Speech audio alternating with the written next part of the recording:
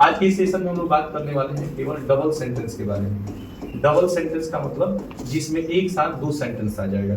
जैसे आप कहेंगे, एक एग्जांपल से इसको समझेंगे कि जैसे आप कहेंगे कि डॉक्टर के आने के पहले, डॉक्टर के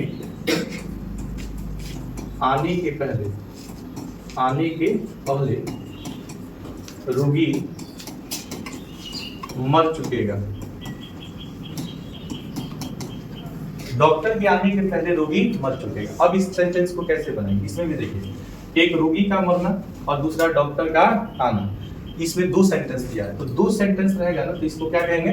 डबल सेंटेंस कहेंगे। डॉक्टर के आने के पहले रोगी मर चुकेगा, यहाँ पे देखिए गागे की। जैसे आप कहिएगा कि मेरे आने के पहले, मेरे आने के पहले रामू सो चुकेगा। ठीक है, जैसे बोलेंगे उसके स्टेशन पहुंचने के पहले, उसके स्टेशन पहुंचने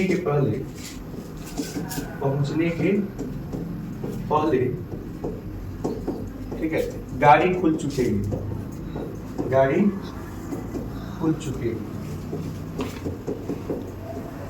डॉक्टर के आने के पहले रोगी मर चुकेगा।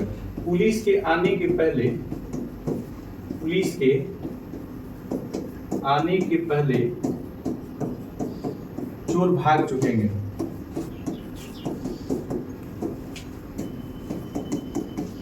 अब ऐसे सेंटेंस को हम लोग कैसे बनाएंगे? ऐसे सेंटेंस को बनाने का स्ट्रक्चर क्या है, तो ध्यान से समझेंगे इसका स्ट्रक्चर क्या होता है। सबसे पहले आपको यहाँ पे लिखना है जो काम पहले हो चुकेगा। जैसे चोर भाग चुकेगा, इसको पहले लिखना है। रोगी मर चुकेगा, इसको पहले लिखना है। रामू सो चुकेगा, इसको पहले लिखना है। और गाड़ी खुल चुकेगी, इसको पहले लिखना है। तो सबसे पहले इसमें आपको क्या लिखना है? सब्जेक्ट। सब्जेक्ट के अनुसार आप शैल और विल का प्रयोग करते हैं। शैल और विल का प्रयोग हमने आपको बताया था कि फर्स्ट पर्सन के साथ शैल लगता है और सेकंड और थर्ड पर्सन के साथ क्या लगता है? विल लगता है। तो शैल और विल का प्रयोग करेंगे। इसके साथ साथ क्या करेंगे कि यहाँ पे हम लोग हैव का प्रयोग करेंगे। हैव के बाद V3 लगेगा, ऑब्जेक्ट होगा, अदर वर्ड होगा। इसके बाद हम लोग यहाँ पे कि पहले के लिए किसका यूज करेंगे? बिफोर का। और बिफोर के बाद जो सेंटेंस आएगा ना, उसमें हम लोग सब्जेक्ट के अनुसार यूज करते हैं V1 और किसका? V1 और V5 का। इसके बाद ऑब्जेक्ट लिखेंगे, अदर वर्ड लिखेंगे और लास्ट में हम लोग फुल स्टॉप का प्रयोग करते हैं। तो यहाँ पे आप याद रखिए कि बिफोर के बाद जो सेंटेंस आएगा उसमें हम V1 और V5 का प्रयोग करते हैं, अर्थात सिंपल प्रेजेंट टेंस का प्रयोग करते हैं। यानी कि डॉक्टर के आने के पहले रोगी मर चुकेगा, पुलिस के आने के पहले चोर भाग चुकेंगे। ऐसे सेंटेंसेस रहेंगे, डबल सेंटेंस रहेंगे। तो जो बिफोर के बाद सेंटेंस रहेगा ना, बिफोर के बाद जो सेंटेंस लिखेंगे उसमें हम लोग वर्ब का कौन सा यूज करेंगे? फर्स्ट फॉर्म या तो V5, अर्थात सिंपल प्रेजेंट टेंस का प्रयोग करते हैं। अब यहाँ पे देखिए, पुलिस के आने के पहले चोर भाग चुकेंगे, तो सबसे पहले चोर भाग चुकेंगे, तो यहाँ पे लिखेंगे द थीव्स लिखेंगे। क्या लिखेंगे? द थीव्स विल हैव, क्या लिखेंगे? Will have run away. Run away के पहले का क्या होगा? बिफोर। और यहाँ पे लिखेंगे the thieves will have run away before, और पुलिस के आने के पहले, तो यहाँ पे लिखेंगे द पुलिस। ठीक है, और यहाँ पे कॉम यूज करेंगे। कॉम जो है ना, ये वर्ब का कौन सा फॉर्म? फर्स्ट फॉर्म है, क्योंकि पुलिस जो है आपका प्लूरल नाउन होता है, इसलिए इसके साथ V1 लगता है। ठीक है, अब यहाँ पे देखिएगा, डॉक्टर के आने के पहले रोगी मर चुकेगा।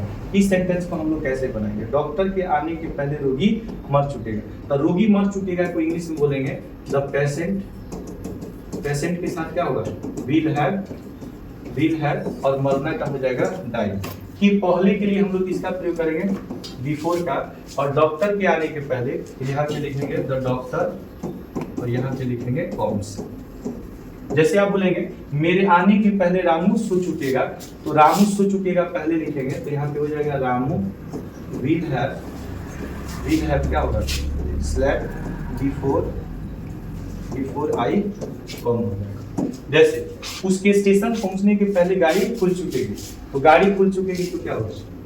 लिखेंगे the train will have reached the station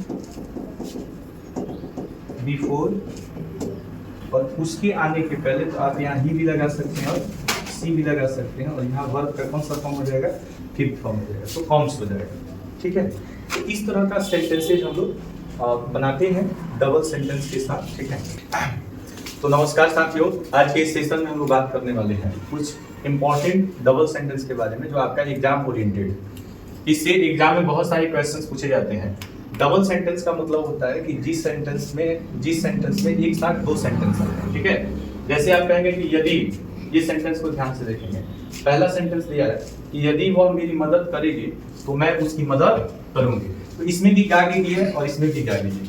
तो जब किसी सेंटेंस में दोनों में गागेगी रहता है तो आप याद रखेंगे जो सेंटेंस कंजंक्शन से शुरू होता है, जो कंजंक्शन से शुरू होता है उसमें हम लोग V1 और V5 का प्रयोग करते हैं, और जो सेंटेंस सब्जेक्ट से शुरू होता है उसमें शैल विल प्लस V1 का प्रयोग किया जाता है।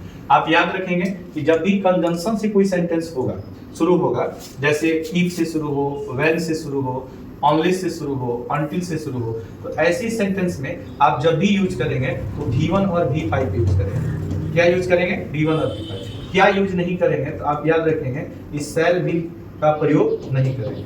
जैसे बोलेंगे कि यदि वह मेरी मदद करेगी, if she helps me, if she, क्या बोलेंगे, इफ सी हेल्प्स मी। ठीक है, मैं उसकी मदद करूंगी, तो यहाँ पे हो जाएगा आई शैल हेल्प हर। एक सेंटेंस में शैल विल का प्रयोग होगा और दूसरी सेंटेंस में शैल विल का प्रयोग नहीं होगा। शैल विल का प्रयोग किसमें नहीं होगा, तो जिसमें जो सेंटेंस किससे शुरू होगा, कंजंक्शन से, उसमें शैल विल नहीं लगेगा, V1 और V5 लगेगा, और इस सेंटेंस को हम लोग सिंपल प्रेजेंट टेंस के नाम से जानते हैं। जैसे आप कहिएगा कि यदि वह कठिन परिश्रम करेगा, तो करेगा तो यहाँ पे हम किसका प्रयोग करेंगे, ही का, करेगी रहेगा तो सी का, फीमेल के लिए सी लगाते हैं, मेल के लिए ही लगाते हैं। कंजंक्शन से शुरू होने वाले सेंटेंस में शैल विल का प्रयोग नहीं किया जाता है, जबकि V1 और V5 का प्रयोग किया जाता है। तो if he works hard he will succeed, वह सफल होगा। सक्सीड जो है ना, ये वर्ब का फर्स्ट फॉर्म है। सक्सेस आपका नाउन होता है, सक्सेस क्या होता है, नाउन होता है, और सक्सीड आपका वर्ब होता है। तो यहाँ पे याद रखना है कि कंजंक्शन से शुरू होने वाले सेंटेंस में, इफ और व्हेन से शुरू होने वाले सेंटेंस में शैल और विल का प्रयोग नहीं होता है। ठीक है, अब नेक्स्ट सेंटेंस हम लोग दूसरा डबल सेंटेंस देखते हैं। अगर आपको ये वीडियो अच्छा लगा हो तो मेरे चैनल को सब्सक्राइब कीजिए, वीडियो को लाइक कीजिए, शेयर कीजिए, और कमेंट करके बताइए कि आपको ये वीडियो कैसा लगा। इस तरह का वीडियो पाने के लिए हमेशा कमेंट कीजिए और बने रहिए हमारे साथ, और एक बार मेरे साथ बोलिए जय हिंद।